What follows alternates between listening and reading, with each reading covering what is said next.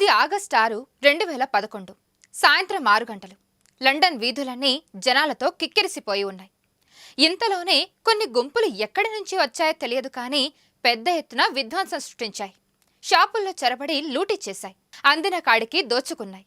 వలసదారుల దుకాణాలే టార్గెట్గా జాత్యహంకారులు రెచ్చిపోయిన రోజులవి. ముఖ్యంగా ముస్లింలను లక్ష్యంగా చేసుకుని దాడులకు తెగబడ్డ కాలమది. 4 రోజుల పాటు లండన్ అంతటా ఒకటే అశాంతి. 3 ముస్లింలను ఈ దాడుల్లో చంపేశారు. సీన్ కట్ చేస్తే 2024 ఆగస్టు మరోసారి అదే జాత్యహంకారం పడగ విప్పింది. అమాయకులపై విరుచుకుపడుతోంది. సరిగ్గా 13 ఏళ్ల తర్వాత ఇంగ్లాండ్ అల్లకల్లోలంగా మారింది.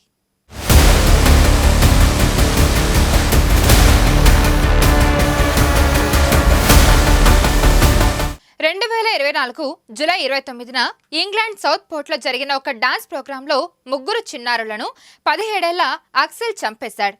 మరో 8 మంది పిల్లలను కత్తితో పొడిచాడు. ఈ ఘటన జరిగిన వెంటనే సోషల్ మీడియాలో ఒక న్యూస్ బాగా వైరల్ అయింది. 3 చిన్నారులను చంపేసిన వ్యక్తి ముస్లిం మతానికి చెందినవాడని, అతను వలసదారుడని పలువురు పోస్టులు పెట్టారు. ఇలా ఫేక్ పోస్టులు పెట్టి ప్రచారం చేసిన వారిలో ఎక్కువ మంది బ్రిటన్లోని రైట్ వింగ్కు చెందినవారు. అంటే క్రిస్టియన్ మత ఛాందసాన్ని నరనరాల్లో ఎక్కించుకున్నవారు. వీళ్లంతా కలిసి సోషల్ మీడియా వేదికగా ముస్లిం వర్గాలతో పాటు వలసదారులకు వ్యతిరేకంగా విద్వేషాన్ని చిమ్మారు. ఇవే అల్లర్లకు కారణమయ్యాయి.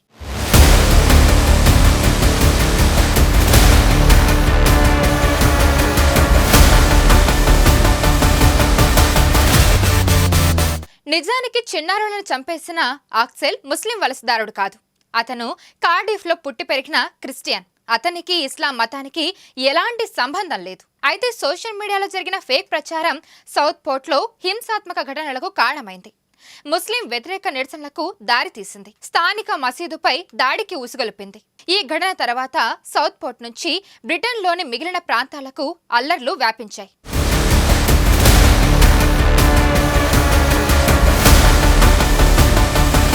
బ్రిటన్ వ్యాప్తంగా 20కి పైగా ప్రాంతాలు నివురుగప్పిన నిప్పులా మారాయి. ఈ అల్లర్లలో వందలాది మంది పాల్గొన్నారు. వలసదారులు ముస్లింలను లక్ష్యంగా చేసుకుని వారి దుకాణాలను ధ్వంసం చేశారు. అడ్డొచ్చిన పోలీసులతో గొడవ పడ్డారు. అంతటితో ఆగలేదు. ఏకంగా పోలీసులపైనే దాడికి దిగారు.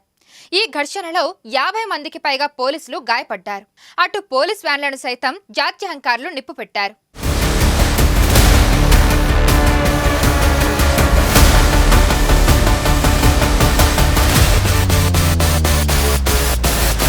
తమకు తాము దేశభక్తులుగా చెప్పుకుంటూ జాత్యహంకారులు ఈ దాడులు చేస్తూ ఉండడం విడ్డూరం. వలసదారుల కారణంగానే బ్రిటన్ నాశనం అయిపోతుందన్నది అక్కడ రైట్ వింగ్ సంస్థల వాదన.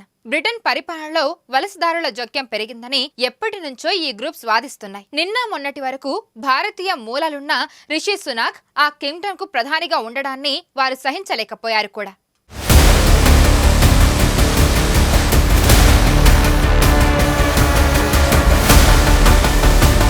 అయితే ప్రస్తుతం లేబర్ పార్టీ అధికారంలో ఉంది. ఇటీవలే ప్రభుత్వాన్ని ఏర్పాటు చేసిన ఈ పార్టీకి ప్రస్తుత పరిస్థితులు అగ్ని పరీక్షగా మారాయి. పరిస్థితులు మరింత దిగజారకుండా ఉండేందుకు బ్రిటన్ వ్యాప్తంగా ప్రత్యేక అధికారులను మోహరిస్తోంది. 600 అదనపు జైళ్లను కూడా సిద్ధం చేసింది. ఇప్పటికే ఈ దాడులకు సంబంధించి 111 మందిని అరెస్ట్ చేశారు. ఈ దాడుల్లో వెనుక కీలకంగా వ్యవహరించిన 57 ఏళ్ల బ్రిటిష్ వ్యక్తికి 3 ఏళ్ల జైలు శిక్ష కూడా విధించారు.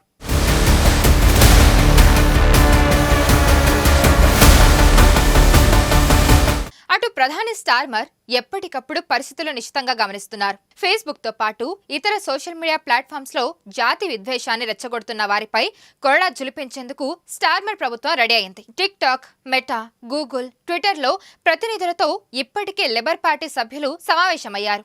ఫేక్ న్యూస్ ను అరికట్టేందుకు ప్రణాళిక సిద్ధం చేశారు.